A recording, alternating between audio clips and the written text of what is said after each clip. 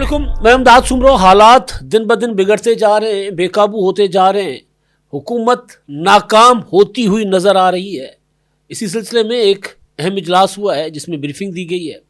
Briefing میں کیا بتایا گیا ہے اور کیا ہدایات لی گئی ہیں، کیا ہدایات دی گئی ہیں اور گراؤنڈ پر حقائق کیا ہیں، ایک تو یہ آپ کے سامنے رکھنا ہے میں نے.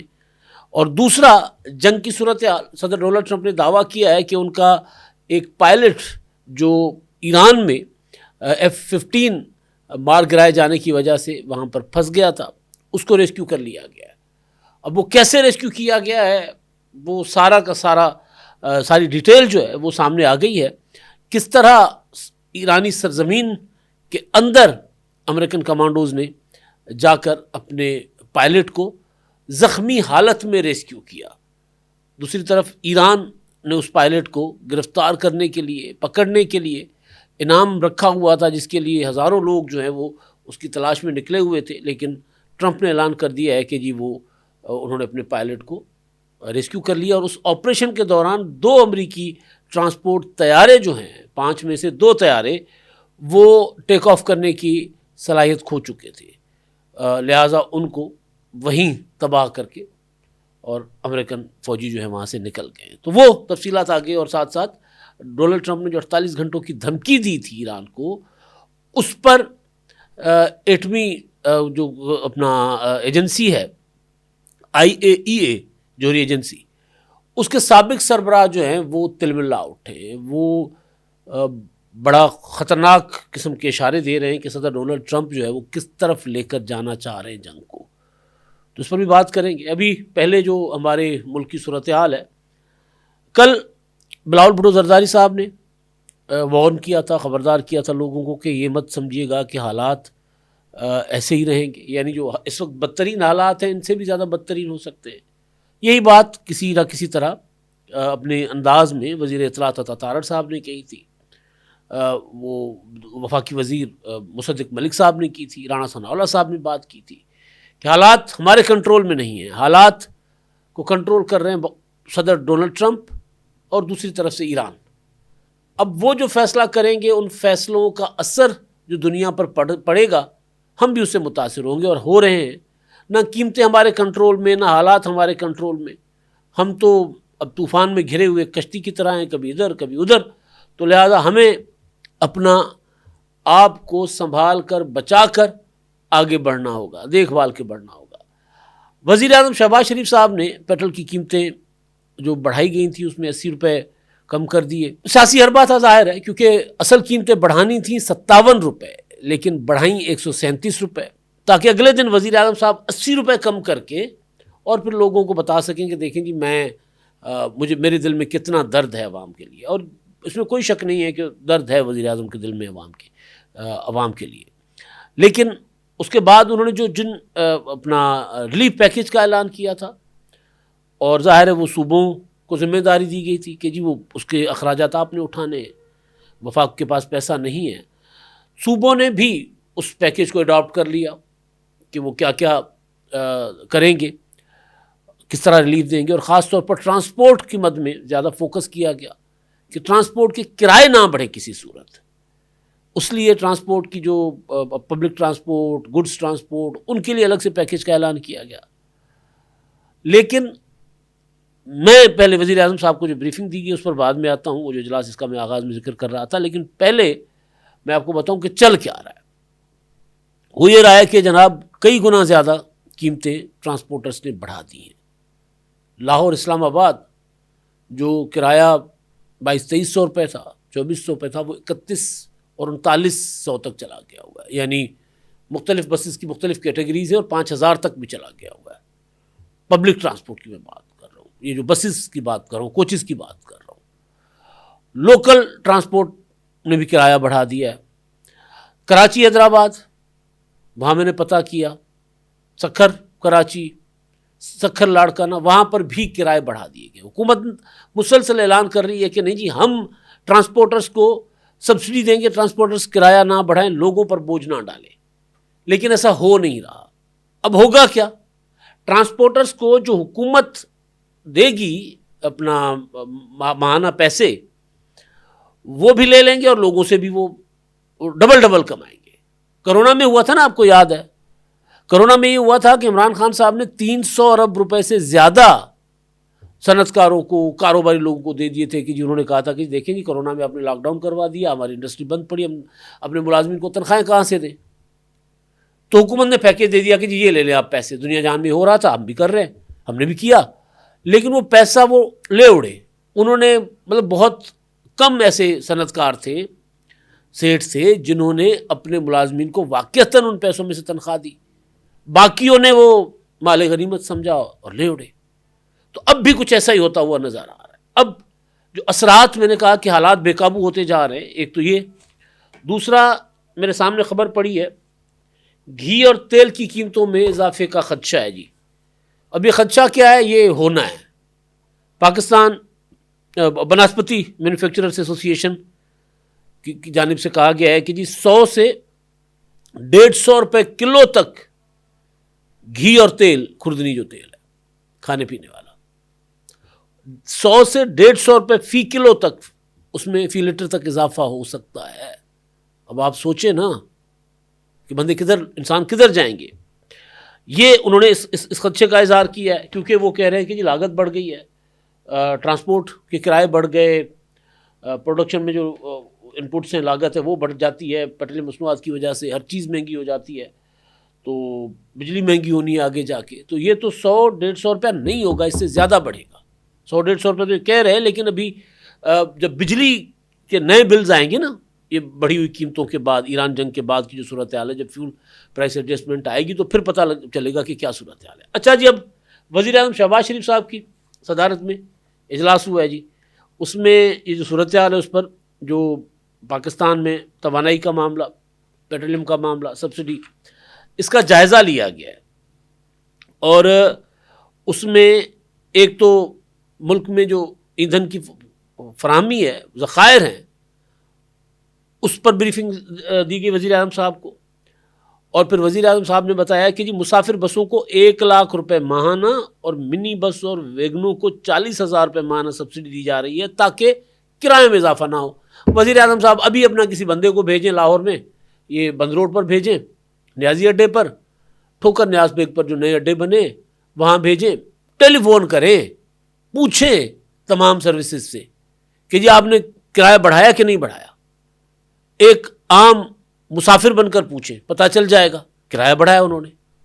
اچھا, اس کے علاوہ جو اشیاء خورنوش کی قیمتوں میں اضافے کو روکنے کے لیے جو گڈس ٹرانسپورٹ ہے, ٹرکوں کو 70,000 اور بڑی مال بردار گاڑیوں کو 80,000 جبکہ ڈلیوری وینوں کو 35,000 روپے ماہانہ سبسڈی فراہم کی جا رہی ہے, یہ بتایا گیا. اچھا, یہ نظام کی شفافت کے لیے رقوم جو ہیں ڈیجیٹل والیٹس کے ذریعے فراہم کی جا رہی ہیں, یہ بھی بتایا گیا. جو سبسڈی پیر کے دن سے فراہم کی جانی تھی اس کا آغاز پہلے ہی ہو چکا ہوا ہے, وہ یہ کہہ رہے ہیں جی آغاز ہو چکا ہوا ہے, پیسے دینا ہم شروع ہو چکے ہوئے ہیں, اور ہفتے کی چھٹی کے یعنی کل ہی اس کا آغاز ہو چکا ہوا ہے. اب اس میں یہ رقوم جو ہیں وہ ظاہر ہے جو دی جا رہی ہیں وہ صوبے جو ہیں وہ برداشت کریں گے, وفاق کو پیسے دیں گے تاکہ سبسڈیز وفاق ڈائریکٹ جو ہے وہ ٹرانسپورٹرز کو ان کو دے. اب یہ یہاں پر جو صوبائی حکومتوں کی ذمہ داری ہے, وفاقی حکومت کی ذمہ داری ہے کہ جو ریلیف اناؤنس کیا جا رہا ہے اور جن کو سبسڈی دی جا رہی ہے, کیونکہ ڈائریکٹ سبسڈی لوگوں کو نہیں دی جا رہی, یہ دی جا رہی ہے ٹرانسپورٹرز کو, سیٹھوں کو, تو وہ تو ڈنڈی ماریں گے. تو حکومت کی ذمہ داری ہے کہ کرایہ 1 روپیہ بھی نہیں بڑھنا چاہیے. سندھ ہے, پنجاب ہے, بلوچستان ہے, اسلام آباد ہے, خیبر پختونخوا ہے, جہاں پر بھی کرایہ نہیں بڑھنا چاہیے کیونکہ آپ پیسے دے رہے ہیں. یا تو آپ نہیں دے رہے تو ٹھیک ہے نہ دیں, اگر آپ کنٹرول نہیں کر سکتے تو پھر سرکاری خزانے پر بوجھ کیوں ڈال رہے ہیں. پھر یہی پیسہ جو ہے وہ کسی اور شعبے میں کام آئے گا, کسی اور مد میں استعمال ہوگا. اگر آپ کنٹرول بھی نہیں کر پائیں گے اور پیسے بھی دیں گے فائدہ کوئی نہیں ہوگا. تو یہ ذرا کڑی اور سخت نظر رکھنی چاہیے. اب تک تو کیونکہ ابھی 1-2 دن ہی ہوئے, لیکن اب تک جو حکومت اعلانات کر رہی ہے اس پر عمل نہیں ہو رہا, کرایہ نہ بڑھنے کا اعلانات پر. اچھا جی, اب اگلی بات جو معاملہ آپ کے ایران جنگ کا ہے, اب اس میں صدر ڈونلڈ ٹرمپ نے دھمکی دی تھی کہ جی 48 گھنٹوں کے اندر 48 گھنٹے آخری ایران کو جو 10 دن کا وقت دیا گیا تھا اس میں باقی بچے 48 گھنٹے. تو اب ایران کے اوپر قیامت ٹوٹ پڑے گی. اس پر عالمی جو ایجنسی ہے، جوہری ایجنسی IAEA، اس کے سابق سربراہ ہیں محمد البرادعی، ان کا بیان ہے. انہوں نے کہا ہے کہ جی یہ جو ٹرمپ کا بیان ہے دنیا اس کا نوٹس لے، اور یہ کوئی خطرناک کھیل کھیلنے جا رہے ہیں صدر ڈونلڈ ٹرمپ. انہوں نے کہا عالمی برادری بالخصوص اقوام متحدہ، سلامتی کونسل، یورپی کونسل، فرانس، چین اور روس فوری طور پر مداخلت کریں تاکہ خطے کو مزید تباہی سے بچایا جا سکے. اب ٹرمپ نے 48 گھنٹے کا جو الٹیمیٹم دیا، اس پر ہر جو تجزیہ نگار ہے یا صورتحال پر نظر رکھنے والا وہ یہی کہہ رہا ہے کہ کہیں ڈونلڈ ٹرمپ جو ہیں وہ ایٹمی حملہ نہ کر دیں. ڈیسپریٹ بہت زیادہ ہوئے، پریشان بہت زیادہ ہوئے، پریشر ان کے اوپر بہت زیادہ آ رہا ہے. ابھی تو خیر تھوڑی سی ان کو کامیابی ملی ہے، ایک چھوٹی کامیابی اس پوری جنگ کے دوران. ویسے تو ظاہر ہے ایران کی قیادت کو شہید کر دینا، آیت اللہ خامنہئی کو، وہاں کے کمانڈرز کو، وہاں کے وزیر اپنا داخلہ کو، وزیر دفاع کو، بڑے بڑے انہوں نے وہاں پر ایرانی جو ہے وہ لیڈران شہید کیے، قتل کیے. وہ ایک طرح سے وہ اس کو کامیابی اپنی سمجھتے ہیں، لیکن جنگی حوالے سے ان کو کوئی کامیابی نہیں مل رہی. مسلسل ان کے طیارے مار گرائے جا رہے ہیں. کسی بھی جنگ میں امریکہ کو اتنا نقصان نہیں پہنچا ماضی قریب میں جتنا اب امریکہ کا ہوا ایران جنگ میں 35-37 دنوں میں.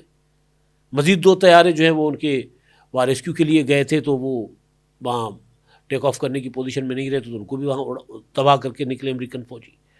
تو اب جو ایک کامیابی ملی ہے جس پہ ٹرمپ نے تھوڑا سا سکا سانس لیا ہے، وہ ہے کہ ان کا جو F-15 ایران نے مار گرایا تھا، اس F-15 کے کپتان وہاں پر ایک تو بچا لیے گئے تھے، دوسرے وہاں پر اپنا ایران میں اندر ہی پھنس گئے تھے اور چھپ گئے تھے. تو ان کو وہاں سے ریسکیو کر لیا گیا. اب یہ جو صدر ڈونلڈ ٹرمپ نے اس حوالے سے خود ٹروتھ سوشل پر ایک لمبا چوڑا بیان جاری کیا ہے، اور اس میں انہوں نے بتایا کہ جی ہمارے جو کرنل ہیں، جو کپتان تھے، جو پائلٹ تھے، تو وہ ان کو کہتے ہیں جی بچا لیا گیا ہے، زخمی ہیں لیکن جلد ٹھیک ہو جائیں گے. اور تاریخ کا ایک بہت بڑا آپریشن تھا جس میں امریکہ کو کامیابی ملی ہے. اور ساتھ ساتھ انہوں نے کہا کہ خطرناک پہاڑوں میں دشمن کے علاقے کے پیچھے موجود تھا، جہاں دشمن اس کا تعاقب کر رہے تھے اور ہر گزرتے لمحے کے ساتھ قریب آ رہے تھے. لیکن وہ کبھی اکیلا نہیں تھا، کیونکہ اس کے commander in chief, secretary of war, joint chief of staff کے چیئرمین اور اس کے ساتھی فوجی 24 گھنٹے اس کی لوکیشن کی نگرانی کر رہے تھے اور اسے بحفاظت واپسی کے لیے منصوبہ بندی کر رہے تھے. انہوں نے کہا کہ جی میں نے حکم دیا تھا کہ جی مہلک ترین ہتھیاروں سے لیس جو ہے وہ جہاز لے کر جائے جائیں، جو ہم نے بھیجے، تاکہ اپنے کرو ممبر کو واپس لایا جا سکے. اور یہ انہوں نے جناب ڈونلڈ ٹرمپ نے کہا کہ جی فوجی تاریخ میں پہلا موقع ہے کہ 2 امریکی پائلٹس الگ الگ دشمن کے گھرے علاقوں سے بحفاظت نکالے گئے ہیں. یہ اور واقعی یہ بات غلط نہیں ہے، کیونکہ وہاں وہ گئے تھے اور ایران نے کوشش کی کہ ان کو گرفتار کریں. پہلے کہا بھی گیا کہ گرفتار کیا گیا، AI جنریٹڈ تصویریں بھی جاری کی گئی تھیں، لیکن وہ نہیں ہوئے تھے. تو اسرائیل نے کہا تھا کہ ایک کو وہاں سے نکال لیا گیا ہے، دوسرے کا پتہ نہیں چل رہا تھا، جس کے لیے اب ٹرمپ کہہ رہے ہیں کہ جی ان کو وہاں سے نکال لیا گیا. اب اس آپریشن میں جو BBC رپورٹ کر رہا ہے وہ یہ بتاتا ہے کہ جو لاپتہ کرو ممبر تھے نا، ان کو نکالنے کے لیے وہاں بڑا آپریشن کیا گیا، چھوٹا آپریشن نہیں کیا گیا.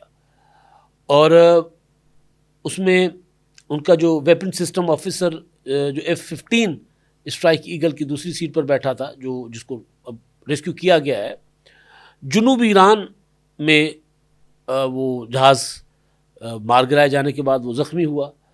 اور وہ کرنل عہدے میں نام ظاہر اس کا نہیں کیا جا رہا، لیکن انہوں نے وہاں پر ایک بڑا آپریشن کیا جس میں CIA کا بہت بڑا کردار تھا. اور انہوں نے اپنی جو وہاں پر دوران آپریشن فائرنگ بھی کی، ایرانی فورسز بھی ان کے اوپر فائرنگ کر رہے تھے، یہ بھی کر رہے تھے.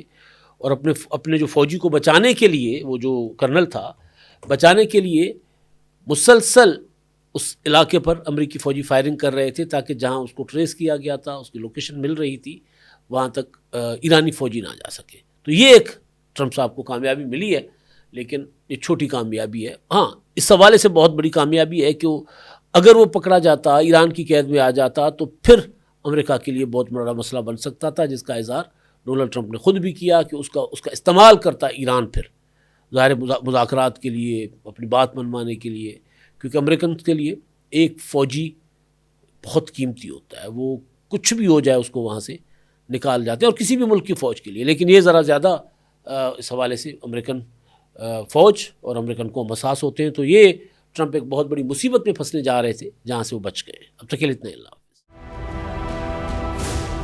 999 کمیونیکیشن، ڈیجیٹل میڈیا اور یوٹیوب چینلز کی دنیا میں بڑی کامیابیاں سمیٹنے کے بعد اب ویب نیوز، ویب چینل اور یوٹیوب نیوز چینل کی طرف قدم بڑھا رہا ہے، جس کے لیے ہمیں ملک بھر میں رپورٹرز کی ضرورت ہے. خواہش مند حضرات و خواتین نیچے دیے گئے نمبر پر رابطہ کریں. What's app +92 309 1226 999.